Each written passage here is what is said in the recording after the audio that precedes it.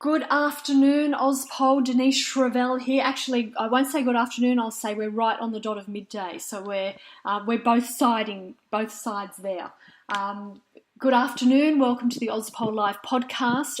My name's Denise Shravell. You can find me on Twitter at Denise Shravell. I will remind everyone that we are absolutely live, so anything can and usually does happen. Dogs bark, phones ring, cats jump on people's laps when they're trying to talk, all of that sort of thing.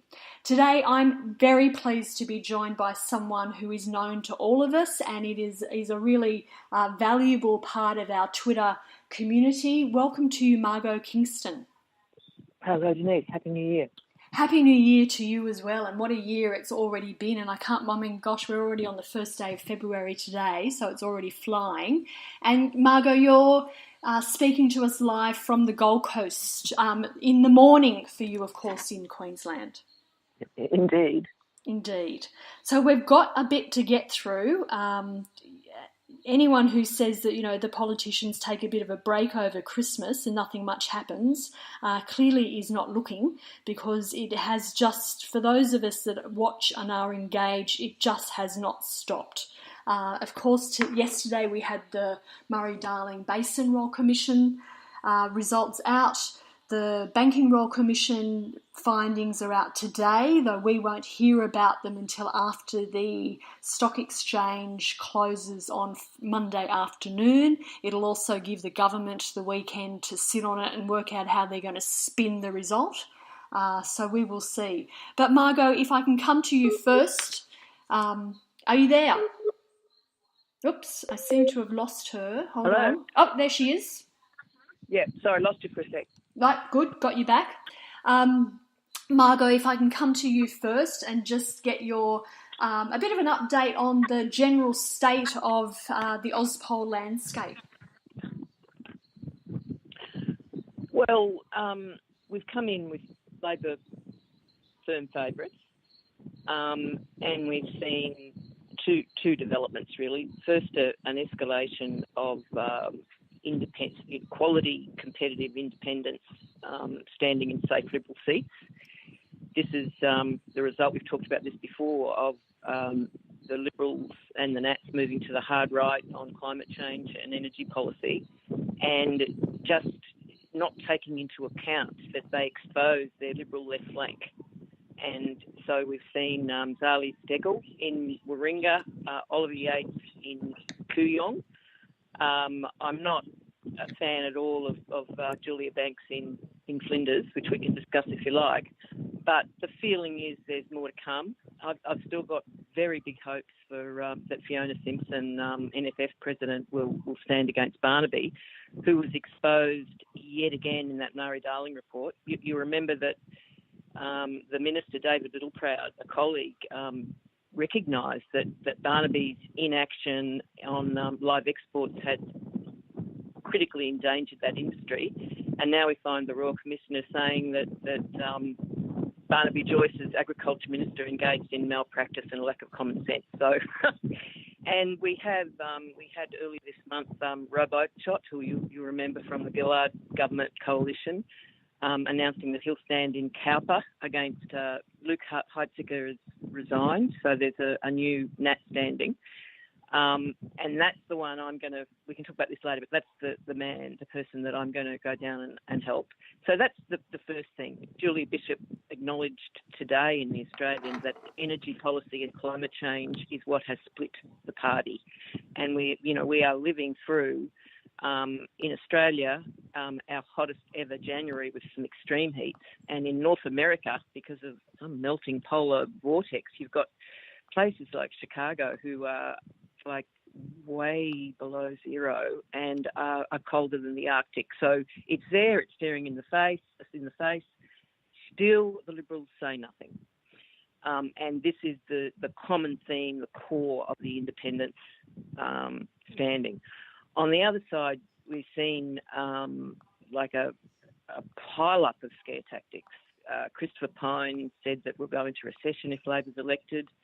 The Liberals are calling Labor's dividend imputation policy, which is simply if you're a self-funded retiree paying no tax, you shouldn't get a tax refund. They're calling that a retirement tax and spending taxpayers' money going around the country blasting that. And we've got the Energy Minister, Angus Taylor, saying that Mackay and Gladstone in North Queensland will cease to exist under a Labor government. So this is just going to keep rolling. The scares is obviously the way they're going to play, and because these things are amped by the media, then Labor's going to have to be a little bit careful. Yes, it does seem quite extraordinary, doesn't it? The scare campaign. I wonder too, in what you say, just how much can Barnaby Joyce get away with before there was a rumour last weekend on Twitter, or admittedly on Twitter. Some of the Twitter rumours do come true, I have to say, but some also fall a little bit short or actually happen a little later. But that the National Party wasn't going to endorse him for the seat of New England. Just how much Just how much do you think? How many landmines can one person leap around? Because it just seems to me that he does so much wrong. It is so apparent and obvious, but he just gets away with it. Well, it's one of those ultra-safe seats that needs an independent candidate of impeccable, rural, regional credentials to stand. And I was in the Pilliga late last year and speaking to some activists on the ground there, and they believe that Fiona, she's well known in the area. She's sort of bit landed gentry over generations in the area. She's the woman that's head of the NFF who said climate change is real and backed the neg. I think she left the National Party because she didn't think it was, future oriented. She's a landholder, so she would be expected to fight on, all the new coal mines and gas fields out there. I mean, if she stood, we would have a ding-dong battle on our hands. But if you can't get an independent with, that profile, then Barnaby will probably get in again. So, that's one I'm really crossing my fingers for. Well, time is short. We're obviously seeing a lot of independents put their hands up now and get involved and engage. Surely the window of opportunity for independents to put their hand up and declare their hand, surely that window of opportunity is starting to close. Surely it will have to happen within the next 2 to 3 weeks if it's going to happen at all. Well, I don't think I completely agree with you, Denise, because we have clearly embarked on a 4-month plus campaign, haven't we? Yeah,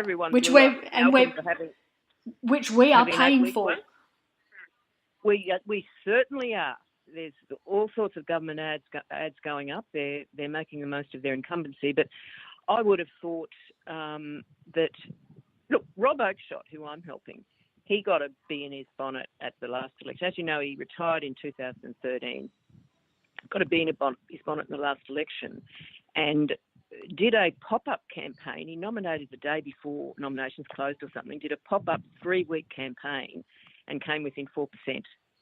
So I would have thought with a 4-month campaign, I reckon we could, an independent could afford to nominate by early March. So a lot of these things like, Warringah, they didn't have a candidate. All these different little groups started to get Tony out and Voices for Warringah and all sorts of weird grassroots stuff happened on the ground. A couple of independents stood up and they finally got an independent of profile of a very safe Liberal seat who is economically dry and environmentally wet and socially progressive. And they, right and left coalesced around her. So I think what some independents need and are waiting for is the guarantee that there'll be enormous grassroots support. that sort of can take a bit of time. I know on the ground in New England there's a lot of support from the left for Fiona, who is a right-wing candidate. I think Wentworth, which we talked about at length, has shown that if blue, red, and green progressives can get together, there is a real shot to toss out troglodyte libs and nats and get the country moving forward again.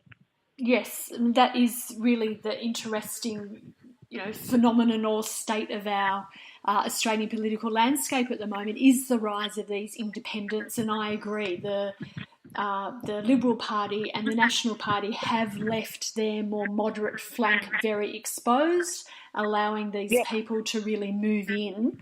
I attended the Zali Steggall launch last Sunday at Balgowlah. There is a lot of energy in Warringah, and similarly to what's been going on in Dixon for a very long time, where grassroots movements are really organising over a long period of time. In Warringah, various grassroots movements who all do communicate with each other have been going for a really long time. From the right to the left, isn't it? Like it's right, centre, and left. They've got together.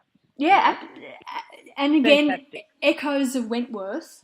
I also went to the Get Up launch. I mean, Warringah is in the next electorate to me. I don't vote there, but, there's a lot going on there, so I'm kind of popping in and just getting a gauge of the mood in the room. I went to the Get Up launch at Manly on Wednesday night. That was unbelievable, like the energy in the room. And I looked around the room and I thought, you are all ex-Liberal voters. Yeah. I mean, Get Up was ubiquitous on the ground. And, there's three things Get Up can do. I think in Wentworth, 1 in 10 adults belong to Get Up. And, they're very organised and they're very disciplined. So they focus on door-to-door, phone banks, and manning the polling booths with preference suggestions for people who vote for any party or independent, how to get the alternative to the Live Up. I was reading that there's groups Get Up locally is up and running in Dixon to beat Sutton. And I've been told that there's a pretty active Get Up group. It's really important that it's done on the ground. You don't send people from the south in, obviously, but there's reasonable Get Up support in Cowper too, believe it or not, which is a Coffs Harbour, Port Macquarie, Kempsey, very conservative seat, mainly because of retirees. So, they're. My thing about going down to help Rob, I want to basically sort of document his campaign with podcasts and Twitter tweets and daily blogs, is to get for people, particularly on Twitter, to get off Twitter and get on, or do a bit of Twitter, but get on the ground. And if you're in a seat that's not in play, think about, if you've got a bit of money or you're retired or something, go into a seat that needs help, because this is just so exciting for me as a sort of an isolation-bound recluse, to actually get on the ground and feel it. I mean, this actually requires enormous public participation to get this right, to get a Labor government and a progressive, particularly on climate change, strong independent front bench, cross-bench, which destroys the right-wing troglodyte control of the Libs and Nats and forces them to join the party. We can actually, if we all get out and do our best and listen and be respectful and civil and all that sort of stuff, and work out how to persuade people, we can, I seriously think we can lead the world. We can prove that democracy is workable, and we can lead the world on climate change. It's just such an exciting opportunity to get out there and get your hands dirty and meet great people and get on with it. I agree. Particularly with the media that is still just carrying on